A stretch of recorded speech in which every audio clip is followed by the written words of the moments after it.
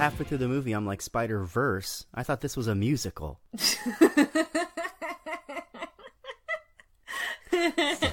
Probably would have been great, too. Doc Octave. Oh, do you have more? Oh, no, do you have more? Okay. Is this movie rated PG-13 for violence? Oh, my God.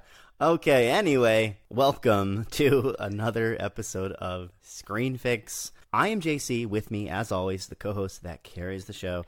Say hi to everybody, Lady Wan. Hello. This particular episode was a listener suggestion. One of our fixers out there in the world named Joey. Thank you for the suggestion. And what is the movie that Joey has asked us to fix today? Spider-Man Into the Spiderverse. Trailer. My name is Peter Parker. I'm pretty sure you know the rest. I saved the city, fell in love, then I saved the city again and again and again. Look, I'm a comic book, a cereal, I did a Christmas album, and a so-so popsicle. But this isn't about me. Not anymore. Ladies and gentlemen, my name is Miles Morales. I'm the one and only Spider-Man. At least that's what I thought. You ever hear of the Super Collider? You're gonna love this. Dimension opening now. You're like me. That's impossible. All right, kid, listen up. This fry is your universe. It's soggy, it's weird, it's gross. And this delicious normal fry is my universe. Hey guys, Who are you? I'm Gwen Stacy. I'm from another dimension. How many more spider people are there? Hey, fellas. Hello. This could literally not get any weirder. It can get weirder. Okay. We need to get back to our universes soon. If I don't destroy the collider, none of us will have a home to go home to. Remember, what makes you different Let's go! is what makes you Spider-Man. Officer, I love you. Wait, what?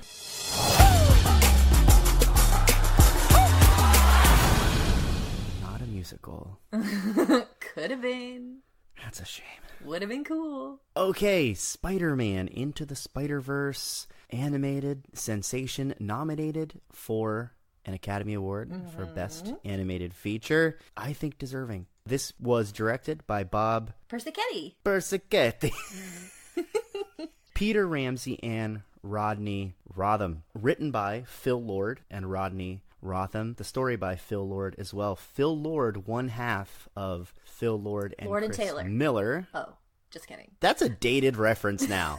That's like a department store. Yeah, that's a place where like my grandma would take me, and when she went into like the bra section, I would have to like avoid it and stand out in the aisle, pretending like I was looking at wristwatches. You were uncomfortable in the bra section. Big time. What little boy wasn't uncomfortable in the bra section?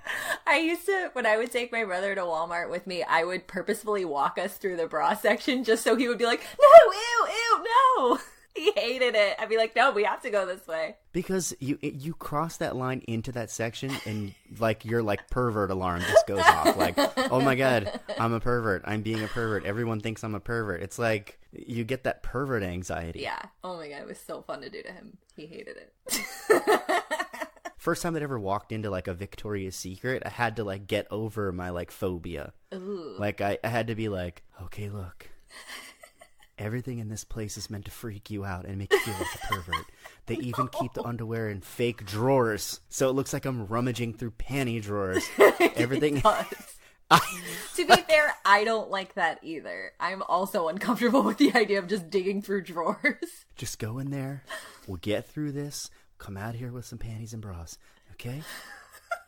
I was like, your mom wanted these. Oh no.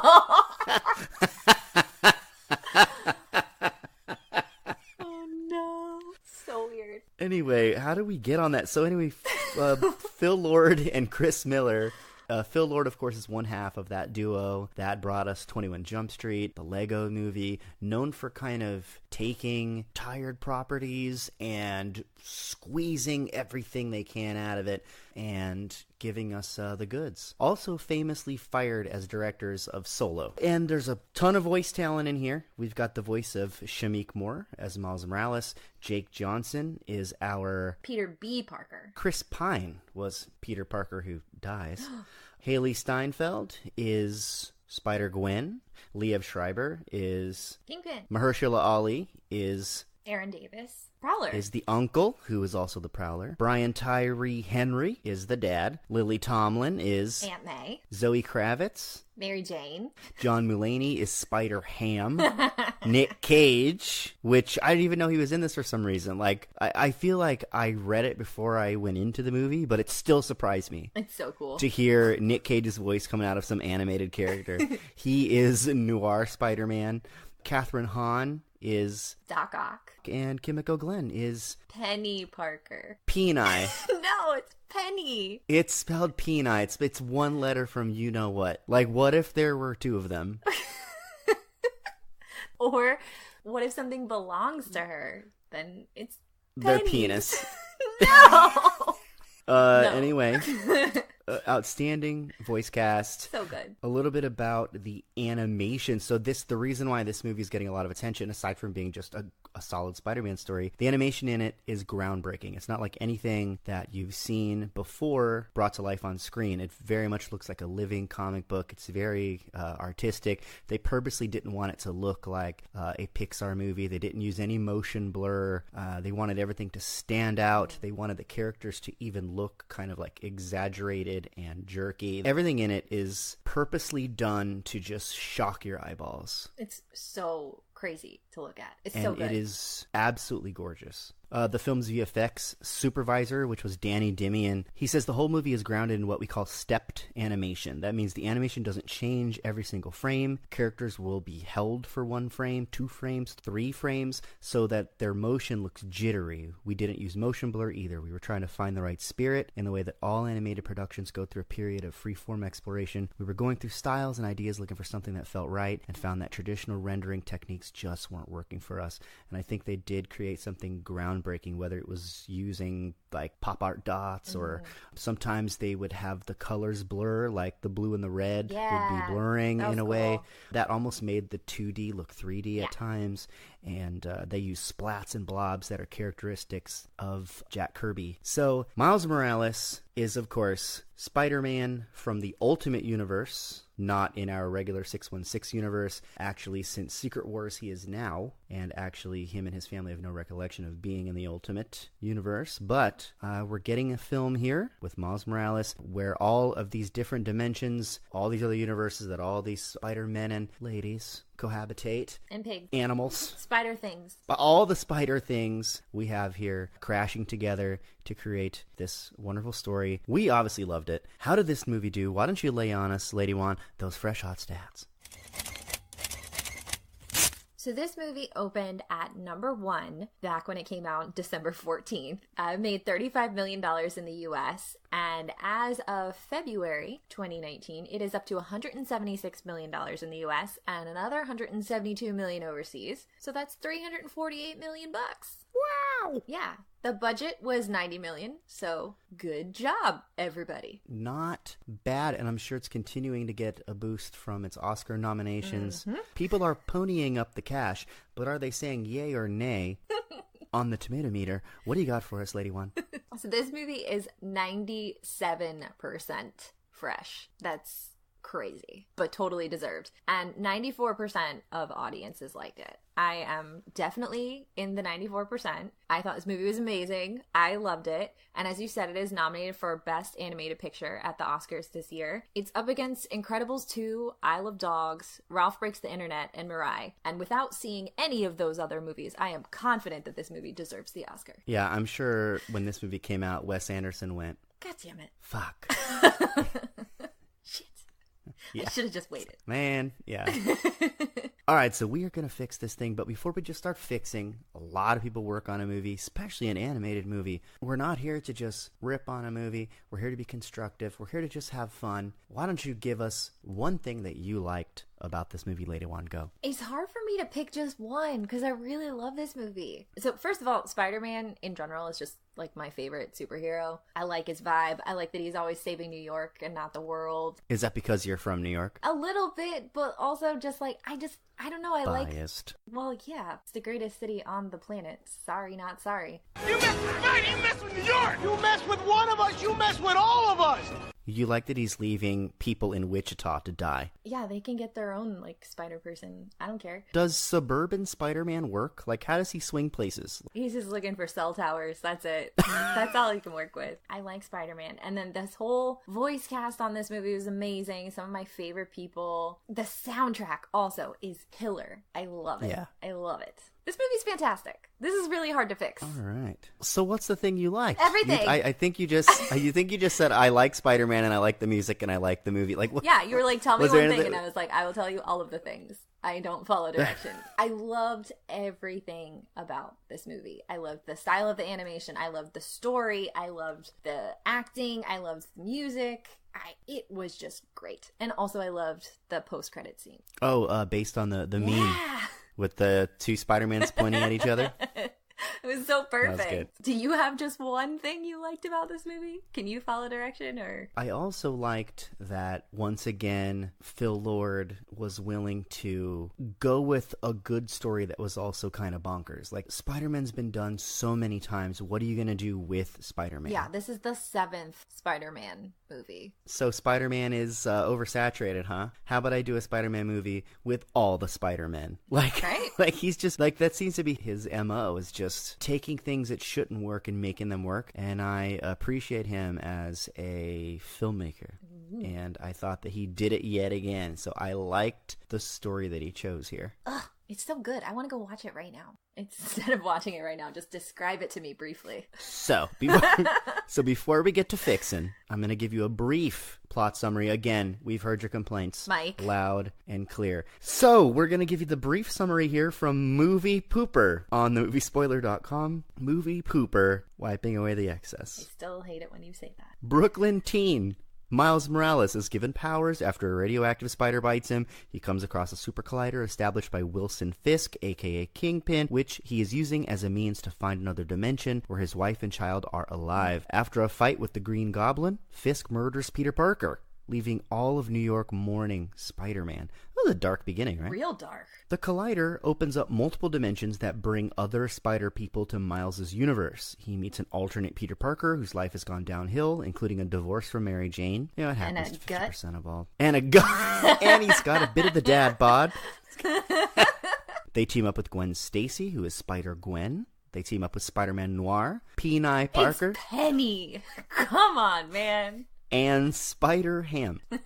They fight back against Kingpin's henchmen, which include Goblin, Doc Ock, Scorpion, and Prowler, who is secretly Miles' uncle, Aaron Davis. Dun, dun, dun. Kingpin kills Aaron after he refuses to kill Miles. The Spider People decide to stop Kingpin themselves because Miles is inexperienced. However, he musters up the strength and courage to fight back himself. The Spider People attempt to stop the Collider at a gala, and Miles heads in to join them. They fight off the henchmen as the Collider turns on and the dimensions are open. The Spider People head home while Miles stays to fight Kingpin and shut down the Collider. Kingpin is arrested. Miles becomes the new Spider-Man of his universe and may have found a way to keep in touch with Gwen through dimensions. What? I don't know, I just pictured Miles going out, having a couple drinks, and then, like, dimensionally texting Gwen, "You up?" He's a child. That's the plot summary. Now that that's all out of the way, it is time to fix this movie. Are you ready to do this, Spider-Wan? Ooh, yes. What did you do with Lady Wan? Who is this? Are you from another dimension? Well, what's happening? Hello, I'm JC Ham. Where's the spider part? Let's fix this movie. You sound like movie phone guy. John Mulaney kind of sounds like movie phone guy. Oh, I love him.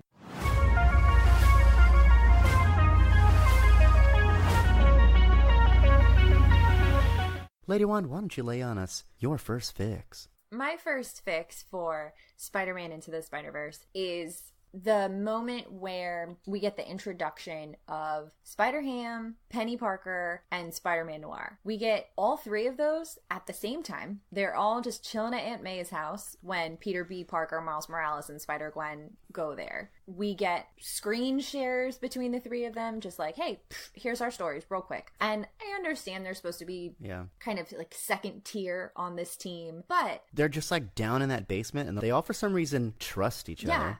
And then also, none of them left the basement to go, like, figure out why they're there. They're just, like, chilling down there, playing checkers. They're definitely the three weirdest spider people. Like, the three that belong in this universe the least. And they're just like, whatevs, it's fine, we're in Aunt May's basement. Don't they freak out being like, this world is not like mine?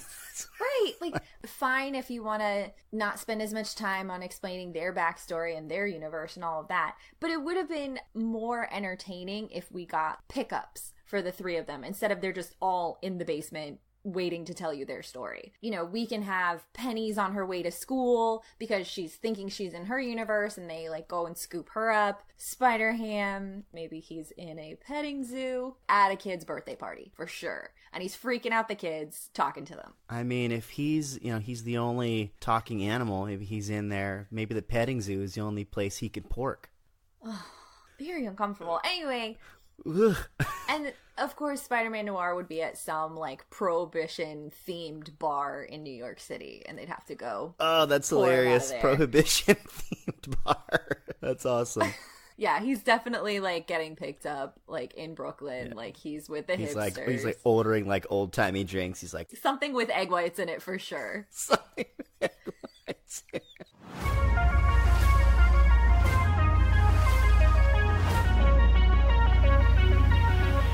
JC, what's your first fix? Both of my fixes happened kind of towards the end of the movie. Because that's where I thought things were like getting a little weird, getting a little convenient, getting a little silly, getting a little head scratchy. Okay. I had a problem with the fact that all of these spider people, besides Gwen Stacy and Peter Parker, they meet him once down in the dead Peter Parker basement. And they see that he kind of isn't as skilled as they are. They even see that he kind of glitches invisible, but he can't really control it yet. Mm-hmm.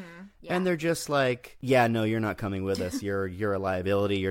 Screw you. I'm like, why are they such dicks to him? I know, it's his first week being a spider person, and they had no sympathy for him whatsoever. And they're just like, oh, okay, well, we all need to get back to our dimension, and you're just gonna screw it up. Peter Parker like volunteers to stay behind and die, essentially leaving his dimension of New York with no Spider-Man. Not cool. So essentially almost allowing crime to run amok. Right. Like, negligent. Terrible. Right? Like when my mom would leave me at home. This is the latchkey Spider-Man. No, anyway, so yes, negligent. And so here's my problem with this. Aside from the fact that just Peter Parker staying behind is dumb, and the fact that them being like, oh, you're going to be garbage.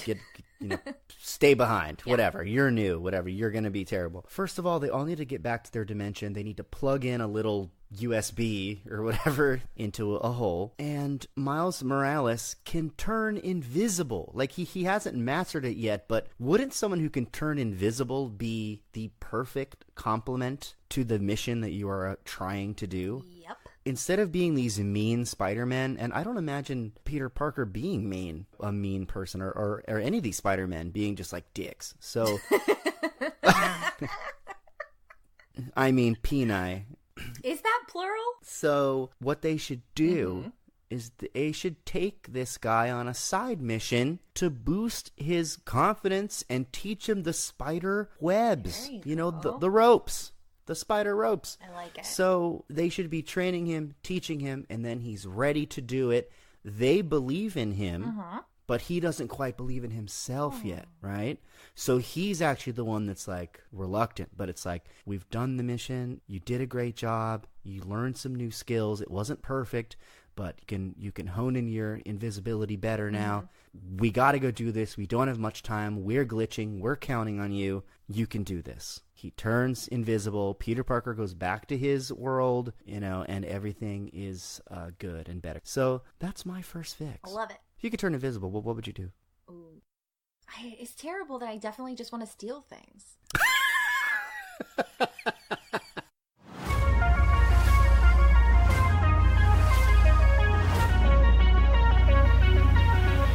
Lady Wan, why don't you lay on us your next fix? So during one of the battles in the movie, the Prowler, who is Aaron Davis, who's Miles' uncle, is ordered to kill Miles by Kingpin. And Miles already knows that the Prowler is his uncle, so as a way of not getting murdered, he reveals himself to the Prowler. And Kingpin is a real dick, and he kills the Prowler for showing mercy to Spider-Man. And Spider-Man takes his uncle's body away from the fight and lays him down in an alley right when his dad, the cop, is rolling in. And he gets away really quickly, but we have this moment where the dad is finding his brother dead, being placed in an alley by Spider-Man. Yeah. It is the Tobey Maguire Spider-Man scene, basically, where he's dropping off the Green Goblin and Harry sees him and thinks, like, Spider-Man killed my dad. Yeah, this is totally 100% being set up for the dad to hate Spider-Man. Yes, and even earlier in the movie, he's like, I don't like that Spider-Man guy. Spider-Man saves the day again. Spider-Man. This guy swings in once a day, zip, zap, zop, Nancy, over. He's like, I don't like how he operates above the law. He does his own thing. And that scene should just reinforce it. Yes, like he is already not into the vigilante style of Spider-Man. And then his brother is killed. You know, you'd probably be a little mad if you thought Spider-Man killed your brother. And it seems like they're setting us up for this long-term conflict, that the father is just going to have his hatred of Spider-Man reinforced by this situation. And somehow at the end of the movie, like, he's just cool with Spider-Man? No. That conflict dissolves completely. It goes nowhere. Yeah. So my fix really is just to not confuse me. Don't have him see that Spider-Man has brought Aaron Davis to the alley. Yeah. Just don't have him see that at all, because you're making me think that there's going to be this deeper conflict that never pays off. They did not follow that to its logical conclusion. Mm-hmm. And it just kind of confused me. That's normal, though. What? That's rude.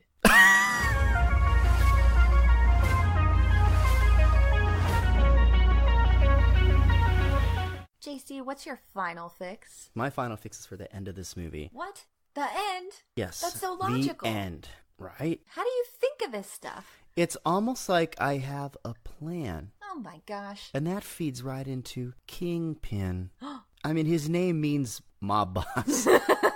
Right? So, you know, you figure somebody who is at the top mob boss in the city is probably pretty smart and calculated, right? Yeah, he's got a big old head. I mean, if he's able to become the top mob boss in the city, controlling everything, he's probably a smart guy. Then why in the heck is the lab where the collider is underneath where Kingpin is having a gala? He's obviously keeping up a ruse as a businessman and philanthropist. Mm-hmm. I mean, MJ is there. Yeah. So she obviously believes that he's a good person. I mean, he's throwing a Spider-Man, like...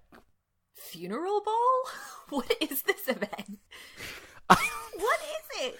What are they, like a benefit or what is it? I don't know. Like a fundraiser? I don't know. Some kind of... seems like a funeral ball. Some kind of dead Peter Parker party. Yeah. So anyway, they're... So he's throwing this party, and that's completely ridiculous that the collider is below this party, because the first time that he did the collider, there was an earthquake in the city, and he has nothing to gain at all if this doesn't work. Yeah. Right? Except causing another earthquake, potentially killing a whole bunch of people in the city, it being tracked back to his collider machines. Mm-hmm. It absolutely makes no sense for the collider to be underneath a gala that he's currently throwing. It's a very reckless plan for somebody who's probably a smart, calculated mob boss, right? You'd think. Even if this plan works, at best, he causes another earthquake. Mm-hmm. And a woman and a child from another dimension pop through, not his dimension, who are probably going to completely freak out. Yeah. Not a great plan.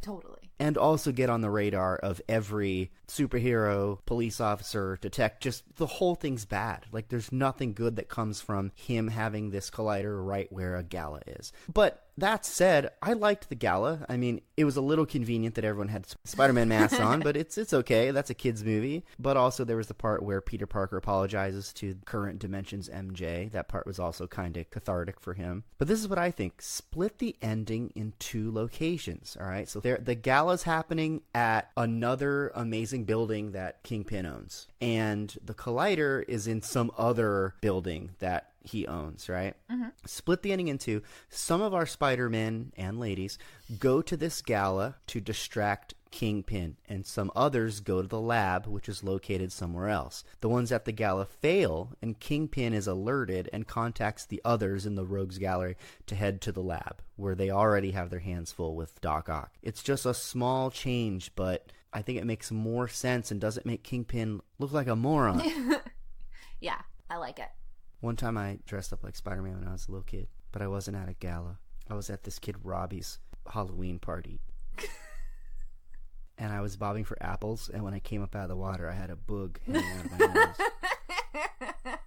I had a green goblin. So stupid.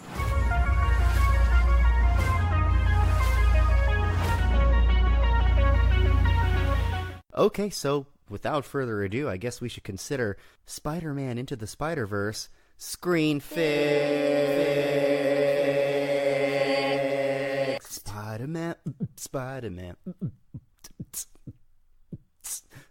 I'm dancing. They can't see. Web. I got sick moves. MJ. Do you have any final thought, Lady One? I do. All right. So I love me some John Mulaney. I enjoy his stand-up. I think his part on Big Mouth is hilarious. Fantastic show. And just in general, I like him. And there is a video on YouTube of outtakes from when he was recording his Spider-Ham voice, where he got a real potty mouth on him. So stuff that was never gonna make it into the movie. But it's a hilarious video to just see him doing the Spider-Ham voice, just swearing up a storm. It's real great. Damn right. Oh, you bastards. And how the is he gonna do that?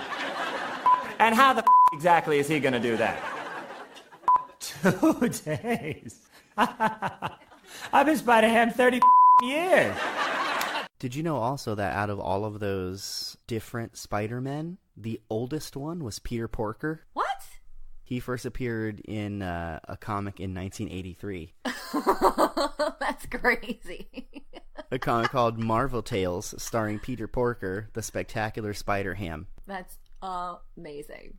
The beginning of this movie, when they're showing Peter Parker before he dies, the one voiced by Chris Pine, going through the things that he's done in his life. Yeah. He's just rehashing the Sam Raimi Spider-Man movies. I love those movies. Yeah, he's just rehashing those. It's like when he's emo Peter, and then he does the terrible dancing. The train scene from Spider-Man 2, the upside down kiss is in it. But I thought that was funny that Chris Pine's original Peter Parker is basically just Tobey Maguire. It's Tobey Maguire's Spider-Man. Yeah. It was such a fun movie in terms of referencing other things that you might know or you might not know, but it's still equally enjoyable even if you didn't know going into that, like what all those specific references were too. It was still really fun. I love this movie. Awesome. I also thought this movie was a lot of fun, even if the ending does kind of put you into an epileptic fit. Why don't you send us home, Lady Wan? So you can reach us here at the show by sending an email to screenfixpod@gmail.com, or you can find us on Facebook, Screenfix Podcast, or on Twitter and Instagram @ScreenFixPod. And feel free to send us your fix suggestions on any of those platforms. You can also listen to the show on Spotify, Libsyn, Google Play, Stitcher, and of course, Apple Podcasts. And if you're enjoying the show, please rate, review, and subscribe, and tell a friend. We also have a Patreon account where you can donate to the show if you like us. We have dreams of keeping this going for as long as we can, as well as opening up a one-screen movie theater to be the home of podcasting and movie marathons and film festivals and all kinds of fun stuff. A couple shout outs to some of our more active fixers out there. Thanks for your glass comments. Alex Lumen, Dusty Lee Miller, Mario Gonzalez, Jack Farrell, Lamont Anderson, Wyatt Gilliams, and even Al Stinson, who got a little nasty, but it's fine. And also Bradley Pickle Simon, which I hope that's a real name. I hope so too. So interact with us on social media. Thanks, everybody. All right, let's leave everybody with your best Peter Porker coming on to a female pig at the petting zoo. Hey there, I'm Peter Porker. You're doing it like the movie phone guy. I'm sorry. I'm John Mulaney. Is he a cow? John Mulaney? I'm Peter Porker. Let me put the gravy on those pork chops. It's very weird. And it still sounds like movie phone guy. I'd like to baste that spiral ham. How about we go behind that hay bale, and I'll show you what I'm all a snout. This little piggy went home tomorrow. Okay, fine. What's yours? You got one? Hey, babe, you're aging like a fine swine.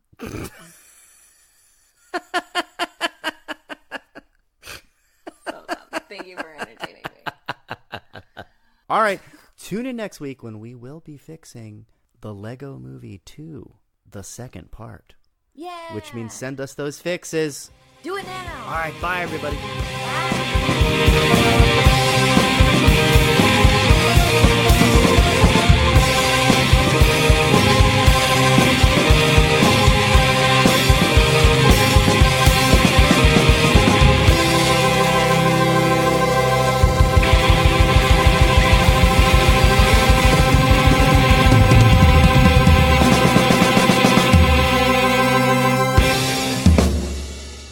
It seems like more people complain about us than like us. I reject this notion. Is that just showbiz, baby?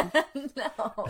I think that's the criticisms resonate more because everybody hates themselves. Curmudgeons, man. And how and how come most of the complaint messages come like after midnight? Like what are these people doing? Like watching the late programs.